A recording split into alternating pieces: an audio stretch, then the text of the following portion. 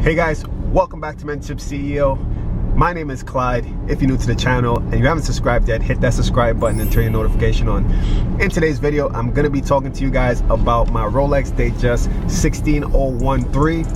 I'm going to let you guys know why this is my favorite Rolex Datejust as far as the reference. And also I'm going to let you guys know what to look for when you're trying to purchase a Rolex Datejust, especially if it's a vintage Rolex Datejust, the things to look out for when purchasing. So guys, hit that subscribe button, give the video a thumbs up, like the video, and let's get into this video. So guys, here's why I prefer the Rolex 16013 reference Datejust above all the other ones. I've owned every one. I've owned the 1601, I've owned the 16013, of course, on my wrist, and I've also owned the 16233 and as well as the 116233. All these references are the two-tone versions of the Datejust, and the way to know this is by the 3. So with this reference on my wrist, the 16013, that makes it a two-tone. If it ended with a 4, that would be a stainless steel piece. So the reason why, let's get into the reason why I prefer this over all the other references that I've owned. For one, they come in multiple variations. Let's start with the 1601. The 1601, the one difference that really stands out with the 1601 is the pipe hand dial. So that's a dial that's shaped differently. It's not really flat. It gives the watch more of an effect when you look at it. And they come in various dial colors, of course, which kind of gives the watch even a different look when it has the pipe hand dial. Adding to that, the crystal, where it's a raised crystal. The raised crystal, the acrylic crystal, you will find in the 1601 and the 16013, which is on my wrist right now. And that's the crystal that I prefer. The thing between the 1601 and the 16013 that I'm really stuck in between is that the 16013 has a flat dial and doesn't have the pipe hand dial, which I prefer. But the thing that trumps the dial for me is the quick set movement, the quick set date in the 16013. The 1601 has a 1570 movement on the inside, which is a non-quick set date. So therefore you have to turn the crown all the way around for the date to change, and depending on what date, you know, it's going to take a while. But for the 16013, which is on my wrist, I could set the date quickly and that's it, and then set the time, and that's way more efficient. So yes, I love the 1601 for the dial, for the crystal, but the 16013 has the crystal, not the dial, but has the movement that I prefer. The 16233, even though I love it, I prefer the 16013 because of the crystal. The 16233 has a sapphire crystal, which has like a more flat look to it when you look at it from the side. So that's the reasons and the options that there are when it comes to those 3 references. The 116233, I wouldn't really have it too much in this conversation because I wouldn't consider it a vintage Datejust. I'm just referring to the vintage Datejust watches that goes with those 3 references. So guys, that's the reason why I prefer this 16013. Everybody has their own taste. The reasons why I like the one on my wrist right now, some may not like. Some people prefer just the sapphire crystal because it's more durable. But to me, the acrylic crystal is more durable as far as when it comes to falls. The acrylic crystal, which is on my wrist, would scratch easily but wouldn't shatter. The sapphire crystal would shatter but would be hard to scratch. So I think I prefer this. Not that I drop my watches ever. You know, I'm really meticulous and careful with my watches. Now, I'm gonna let you guys know what to look for when purchasing a vintage Datejust. First things first, at the point where you're purchasing the watch now, the watch has been through maybe multiple hands. First, I would try to make sure it doesn't go through too many hands. But if it does, that doesn't really disqualify the watch from being an amazing watch. Because sometimes a lot of people really do maintain and take care of their watches. They do have it serviced, you know, here and there to make sure everything is fine. They don't really change out parts that's not meant to be on the watch. So, sure, if you get the first owner, you know, purchase it from a first owner or someone that knew the first owner, like let's say the son received the watch from the dad or the grandfather or something like that, that's great. Knowing the history is important. Next would be checking the reference number. So like I was mentioning, like a 1601, a 16013, 16233, knowing which is which. Like I said, the 1601 would have a pipe hand dial. The 16013 would have a flat dial, and also the 16233 would have a flat dial. So you would look at the piece, making sure the reference and the parts match the reference. So you wouldn't want parts to be interchanged and having the watch have incorrect parts. So I also mentioned the two-tone and the stainless steel.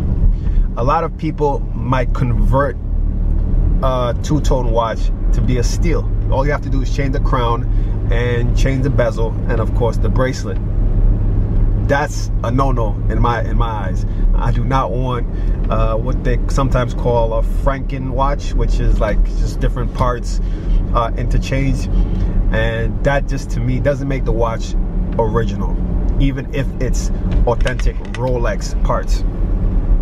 So make sure the reference match the actual watch. So if it's a 16013, which means it's a two-tone, make sure the watch is a two-tone, because it's easy to just convert the watch to a steel watch or change the watch to a two-tone watch. Next, if you have the opportunity to see the watch in person, let's say you're not buying it online and you have the watch in person, or even if it's online, make sure you get to see the movement. Make sure the movement match the watch. So for 1601, it has the 1570 movement. That's the non-quick set date. The 16013 has the 35 movement, which is a quick set. And the 16233 has the 3135 movement, which is also quick set, but of course the newer movement compared to the 1601. So you don't want, let's say you buy a 16233 for it to have a 3035 movement. Make sure you open the watch and do that inspection. Trust me, it's worth the time to meet at a jeweler. Have the case back open. It's not difficult to open. It doesn't affect the watch. Have it open and check the movement. Wind the watch, make sure it winds smoothly, make sure all the functions work correctly, as far as setting the date, as far as sometimes I make sure that the actual date change at the 12 o'clock. It's not a big deal if it changes, let's say 5 seconds after, 5 seconds before 12, but that's also a test that I actually do whenever I have a watch in front of me to really, you know, test it out. And like I mentioned, make sure it winds smoothly, because that's actually important to kind of know how the movement and everything is inside the watch. Next, most of the watches, as far as vintage Datejust watches, I've noticed have a Jubilee bracelet. Now, some do come with oyster bracelets. I have seen some with oyster bracelets. Mostly the ones I've seen with the oyster bracelet had the smooth bezel. So be careful with that, because it's one thing easy to change a bracelet on a watch. One more thing to add too, when it comes to a bracelet, let's say we're talking about the two-tone. I've seen a lot of two-tone bracelets be 14 karat and stainless steel, but the watch, the bezel, the actual head of the watch, the bezel and the crown has 18 karat. So if the watch is supposed to be 18 karat yellow gold and stainless steel, make sure that the bezel, the crown, and the bracelet has the same type of gold and not, you know, two different types. Because some Datejust watches, especially like a 1601, has a lot of variations, come with 14 karat gold, where the bezel is 14 karat gold. All the gold on the watch is 14 karat. And some people sometimes interchange the bracelet with that older watch into a newer watch, and the newer watch has 18 karat gold, but the bracelet would now have 14 karat gold. And that's an easy test. Once you take that to a jeweler, they scratch it against the surface to do the test, and you'll know whether or not, you know, whatever the type of gold it is. That's not a big deal for some people. Sometimes you really can't even see the difference between the gold, but to me, depending on the price that I'm purchasing the watch at, I want to make sure everything matches up. Let me see what else I would look for. I would look for the polish, to make sure that the watch isn't over polished. That's a big one, actually. Make sure the watch isn't over polished.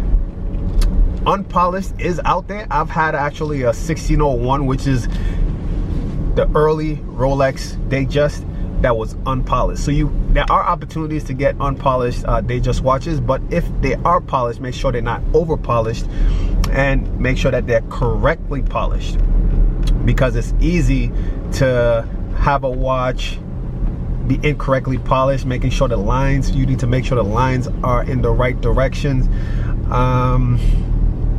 And yeah, it's a lot of bad ones out, bad polished watches out there, not just Datejust. And you just need to ensure that the watch looks correct and not have the lugs be polished all the way. It needs to be brushed on the top and have a polished side where it's shiny. The newer ones though, like a 116233, has the entire lug has that polished shiny look, and a lot of people who don't know, you know, kind of get tricked into purchasing a watch that's incorrectly polished. Next, let me see, I would also make sure that the serial number matches the watch. Make sure the serial number isn't scratched off one, and also do a serial number lookup. What you would do is Google search Rolex serial number lookup. You could actually just, there might be a list, or you could type it in.